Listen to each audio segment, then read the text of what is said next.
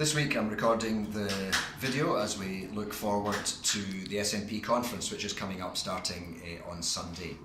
And I always enjoy going to these things, meeting colleagues, friends, supporters, and of course the many charities which will be involved at the conference. And really, having just watched the Conservative one and the absolute shambles it has been with the open warfare within that party, this is going to be completely different, and the SNP has so much of a family atmosphere about it, where we can disagree on things, but we all very much work together because we are the only party that really cares about Scotland.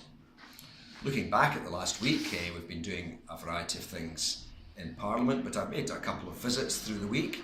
This morning, in fact, I was at the SSPCA in Bothwell and was really impressed by the work they're doing with animals, mainly animals that have been abandoned or taken into care, or perhaps an older person couldn't look after them anymore.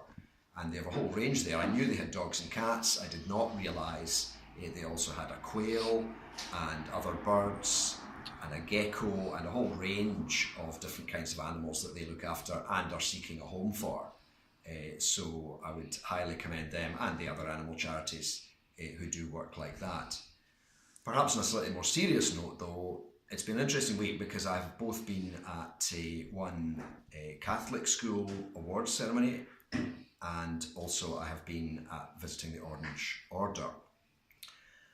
And the whole question of sectarianism repeatedly comes up, and especially came up this summer, and is a very, very difficult issue. But I believe it's an issue we need to tackle face on. We shouldn't hide from it. We shouldn't run away from it.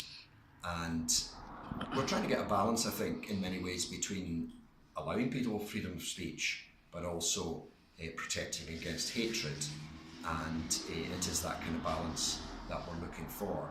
But in many ways, I think the biggest emotion I have at the moment, having met and listened to people on both sides, is the sadness, really, because be it the Orange Order or other Protestant or Reformed groups or Catholic or other groups, the vast majority of the churches believe very much the same things.